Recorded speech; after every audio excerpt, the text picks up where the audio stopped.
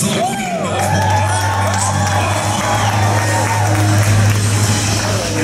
danced with David Bowie. He taught Harry Potter to be a wizard as Frederick. And then he shut him in a vault as Grimlock. He depressed a galaxy as Marvin. He did some Elvis as the Leprechaun. He wore a big beard as Knickerbrick. He danced a jig for Johnny Depp. He travelled abroad with an idiot. And he stood in a bed with a face for Ricky Gervais. He's 3 feet 6 inches tall, wears UK size 4 shoes, and has blue-green eyes. He has 3 employees, has his own app, and has already written his autobiography. He could have been in Lord of the Rings, Game of Thrones, and Iron Man. But he wasn't. Instead, he's here now. Ladies and gentlemen, please welcome your host and his disproportionately large ego, Mr. Warwick Davis!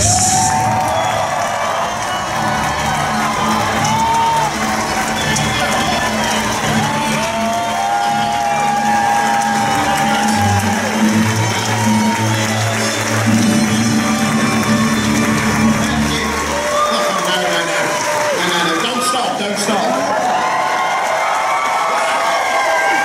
Thank you so much for that spontaneous reaction there. Thank you very much indeed. It's an absolute pleasure to be here at Star Wars Weekends once again, and a real pleasure to debut my show here for all of you guys, An Ewok's Tale by me, Warwick Davis. It really is a pleasure. Are you having a good time at Star Wars Weekends? Yes. Sadly, this is my last day here, and the last time I will perform this show, so I do hope you enjoy it. I have my supporting cast here. Alan tells me they're the best in town, so very much looking forward to working with you guys. No pressure. Right, do you want to hear my story? Yeah. Fantastic, that's the right answer, by the way. Good. So if you're sitting comfortably, then I shall begin. A long time ago, in a galaxy, a country far, far away, England, there lived a little boy called Warwick. Oh yeah, that's what my mum said. Not only was this little boy, me, extremely cute and clever, but I was also unique in the fact that I was a dwarf. Oh yeah. Alright, yeah. Yeah, look at that. Alright, stop the video, stop. Alan, what's going on? No, down a bit, that's ridiculous. No, lower. Not down there, up, it's the same height as me. What are you playing at? Oops, sorry. I was simply trying to liven the show up a little. I mean, let's face it, your early life story is a little, well, how shall we put it, boring. My life story is perfectly interesting, thank you, without your directorial enhancements. Thank you very much. Okay, Mr. Attitude. Someone's been hanging out with Val Kilmer too much. Right, where were we? Sorry about that. Ah, yes. I had a happy childhood growing up, not literally, and was always keen to get involved with everything. Everything except sport. My teachers encouraged me to at least try all sports at school. I quoted Yoda. Alright, thank you, Adam. I quoted Yoda. Do or do not, there is no try, saying I prefer to do not, but they wouldn't have it. So reluctantly I did. But as you'll see, I often failed. Now this is actual footage my mum recently found in her attic. Now like any athlete, I started with a warm-up, but that was always the best bit. When it came to the actual sports, I was about as athletic as Jabba the Hutt. When attempting the high jump, I couldn't even jump high enough to get onto the crash mat.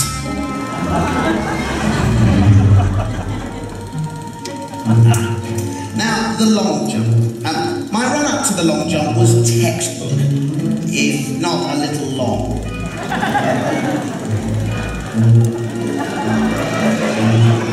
My takeoff was perfect, but on landing, I never even made it as far as the sand.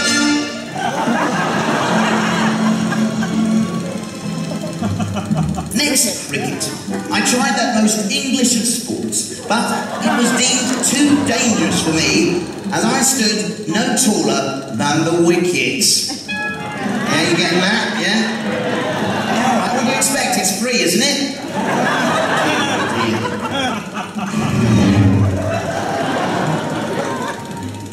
Oh, I hated that goal. How about football? Well, unfortunately, the colour of my football kit meant I was always mistaken for the ball. Then one day I was finally a success. I was standing near the goal when the ball came out of nowhere, bounced off me, and straight past the keeper into the goal. I had scored! The team celebrated me as man of the match. I never had the heart to tell them it was purely accidental. The end. Thank you. Cast numbers 1, Warwick's grandmother, 2, George Lucas, and 3, Warwick's mum, Hurrah. And remember, give me passion. Yes, absolutely. Thank you, Alan. Thank you very much indeed. Okay, I'm going to stay here. You move up to the microphone. Remember, set it to your height. Squeeze and lift. No, not the whole thing. Don't squeeze the trigger. Oh my word. I'm worried about it. Yeah, I can give you a hand. That's it. Now swivel it up a bit. Nice and close. Yeah, you all set then? Everyone ready? Okay, and Grandmother, if you could just tune the radio, please.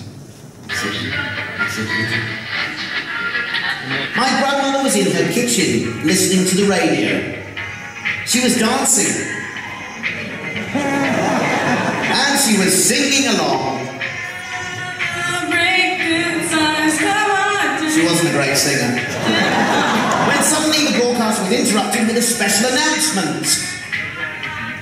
Good afternoon. We interrupt this broadcast to bring you a very special announcement. Told you. You, George. Hi, this is George Lucas, the genius behind Star Wars. I'm making the third part of my trilogy, which is in fact episode 6. I know it's confusing, but I started at episode 4 because the first part of the story is boring and it wouldn't make good films. Anyway, for Revenge of the Jedi, I need little people to play Ewoks. Cute, furry, bear-like creatures that will make great toys. If you are short or know someone who is, please call Elstree Studios right away. May the Force be with you. On hearing this, my grandmother immediately called my mum. Pick up the phone, love. Hello, Sue. I was listening to a song on the radio when it was interrupted by an announcement about Star Wars. Really? What song was playing? Celebration by Kool and the Gang. Oh, I don't know that song. How does it go? Celebrate good times, come on. Never heard of it. Anyway, what do you want? Well, they're looking for short people to be in the new Star Wars film they're making, and I thought of Warwick. Great. So my mum immediately called the Star Wars office at Elstree Studios, but it was not good news. Hello, I'm calling about the search for Ewok. My son is short and loves Star Wars. What do you mean? You have everyone you need? He's a massive fan of Star Wars. Would you accept a cash bribe? Whether they understood a word my mum said, or indeed accepted the cash offer, is unknown. But nonetheless, I was invited to Elstree Studios, where I met with a production assistant, Patricia Carr. Cast numbers 1, 2, and 3, sit down. Cast number 4, you're up. Thank you, Alan. Okay, you join me over here. I'm going to play this theme with you. So this is... Do you want to stand near the microphone? Let's see if it's... I don't know who cast you. Okay, so now I'm 11 years old. That's all it takes. I looked exactly the same as this. Haven't aged today. Okay, here we go then. Are you ready? Stand by. Action. Hello, I'm Patricia. You must be Warwick. Yes. Do you want to play an Ewok? What's an Ewok? Ewoks are cute, furry, like little creatures that will make great toys. Go down to the costume department and get measured up. Whoopee! Thank you, Patricia. I was initially cast as just one of 50 Ewoks, but how did I become the character of Wicket? Well, once again, fate lent a hand, this time in the shape of Kenny Baker, who usually resided inside R2-D2, but was also an Ewok. One day, he was mysteriously taken ill with food poisoning.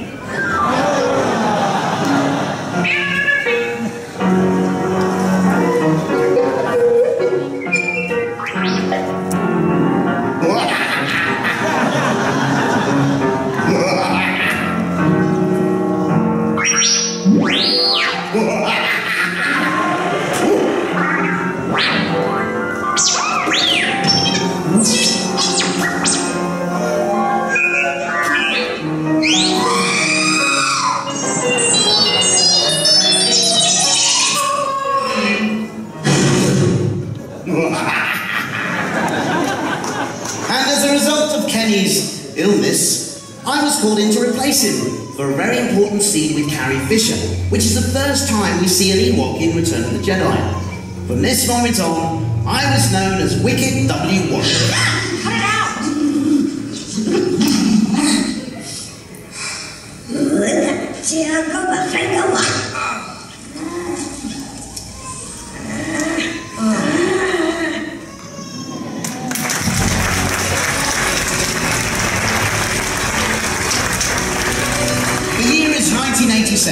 And I was invited once again to go to Elstree Studios in London, this time for a meeting with George Lucas and Ron Howard about a new film project. A project that George had originally mentioned while chatting to my mum way back in 1983. Okay, this next moment is a flashback. Yes. Set lighting state, standby music, cast numbers 2, George Lucas, and 3, Warwick's mum. You're up. Okay, guys, so this is a flashback moment. This is something that happened way back in 1983, okay? I see you brought your phone again, love. Very good, very good. Well done. You won't need it for this bit. Okay, so nice and close to the microphone. You're all set, and action. Lovely weather, isn't it, Sue? Sure. Do you want to say something else? You might want to turn the page over. It's on the other side. It does say please turn over on the page. But you are American, aren't you? Yes. Oh, I'm sorry. Oh, how quickly they turn. All right, off you go. Yes, George, lovely. You know, I've got an idea for a movie for Warwick when he's older. Really? Sounds exciting. It is. Have you ever read Lord of the Rings by Tolkien? No. Well, it's a good story, but it wouldn't make a very good film, so I've come up with my own version instead, and it's called Willow. Can you, because we're doing a thing that happened a long time ago, I've just got something I want to do. So just say Willow again, nice and clear. Willow, Willow, Willow. Thank you, guys. So there I was at 17 years old, back at Elstree Studios, this time face to face with George Lucas and Ron Howard, as they told me all about Willow. There we are. Very nice.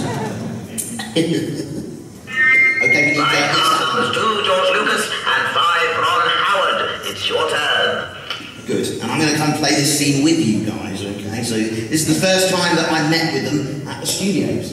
All right, Ron? Right. Good. Okay. Stand by and action. Warwick, this is Ron Howard. Hi, have you seen Happy Days? He dances to his own theme tune. Yes, I have. I love the Fonz. He's so cool. Hey, Exactamundo. Well, I wasn't him. I was Richie Cunningham. Oh, yeah, but the Fonz is the one everyone loves, isn't he? He's so cool. Sit on it. Warwick, Ron is directing my next movie, Willow. Oh. We were thinking of casting you as the lead. Hey. I'm not so sure now, George. Hey, Ron, you're the director. Warwick, you'll need to audition to win the part for yourself, even though I wrote it with you in mind. Terrific. So I had to go through a grueling series of auditions, finishing with one final audition in LA. I was to read in the part of Willow, while other actors came in to read for Mad Martigan, amongst them Mr. Val Kilmer. For this audition, we used a very early draft of the screenplay. Okay, cast numbers 2, 5, and 6, it's your turn. Remember number 6? You're Val Kilmer, so act cool and sexy. Yes. Thank you very much. Action! Cheers, Alan. Okay, you all set? Nice and close to that microphone. Okay, here we go. Hey, Hobbit, get me out of this cage. No, and don't call me a hobbit. Oh, I'm sorry. Hobbit. Wow. Cut. Great. There's real chemistry on screen between you guys. I agree, George. They were both terrific, especially Warwick. I think we found Willow and Mad Martigan. Hey! Brilliant.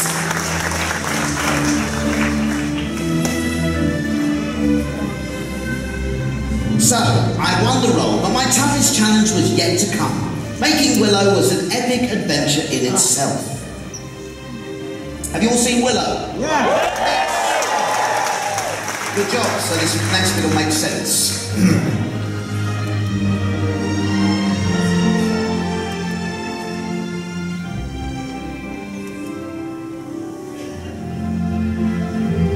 Willow was shot over the course of 8 months on 3 continents, taking me to opposite sides of the globe. Helicopters flew us to remote mountain locations in New Zealand to film the snow sequences. It was here in freezing temperatures that I did all my own stunts. The man in the blue jacket is actually skiing backwards whilst filming us. And the fear on my face here wasn't acting, it was real. Okay, so sit up all the way down this level and not ruin the shot.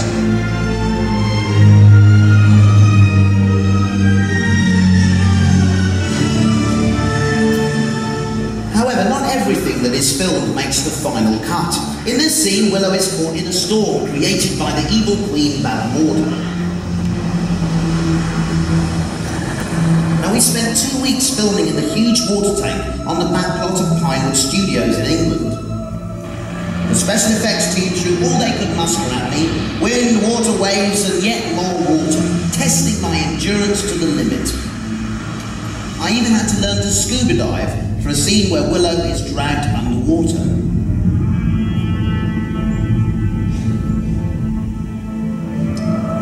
But even with all those amazing special effects and stunning locations, it's the people that really make a movie, the cast and the crew. And thanks to them, Willow has been one of the most rewarding and fulfilling experiences of my career. Thank you, Val. I told you every photograph you like looking. Joanne. George. There, shoot there. Ron. And everyone who made Willow the fantasy a reality. Now, even by the end of the movie, Willow had become particularly good at using his wand, a skill that I need to brush up on much later in my career.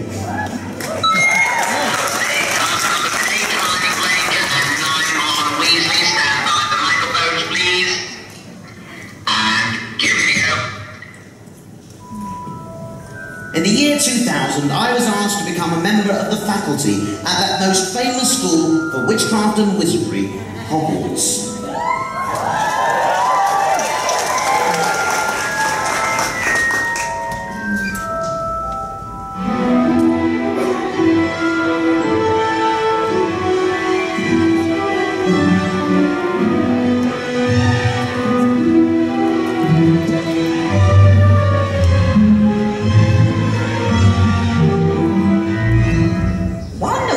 Most rudimentary skills is levitation, or the ability to make objects fly. Now, do you all have your feathers? Yes. Splendid. Now, I hope you've been practicing the nice wrist movement I taught you, the swish and flick. Everyone, the swish and flick. And again, a swish and flick. Good. And now for the charm. Wingardium Leviosa. Oh, and enunciate. Wingardium Leviosa. Off you go there. Wingardium Leviosa. Good. And again, Wingardium Leviosa. Mr. Weasley? Wingardium Leviosa. Stop. You only take someone higher. That's fine. You're saying it wrong. It's Leviosa, not Leviosa. Yes. Alright, you it's your hand, Trevor. Yes, it's all right, Miss Granger. You show us how it all should be done. Wingardium Leviosa. Oh my! Oh, look, see here, everyone. Miss Granger's done it. Oh, come on, class. Give her a round of applause. Right, come on, Mr. Weasley. You have another go. Really give it some welling. Wingardium Leviosa.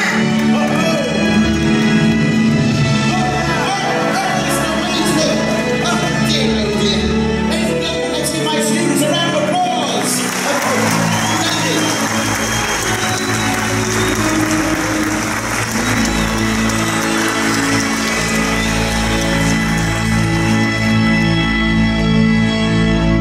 How about that? A bit of Disney magic there for Harry Potter. Terrific.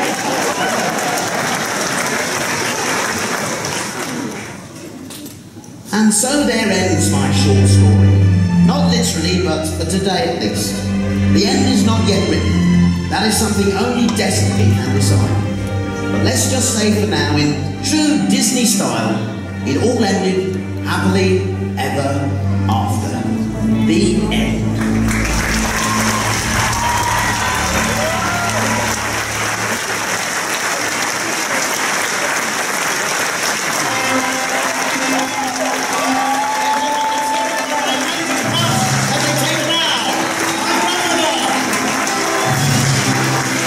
Mr. George Lucas! Mr. Ronnie Baker! Mr. Roy Weasley! Mr. Ron Howard! The very sexy and get-the-right Mel Kilmer! My mum! And Patricia Carr! Thank you very much, all of you. Thanks to my technical team here at the Premier Theatre, who are amazing. And of course, my esteemed director, Mr. Alan Smithy!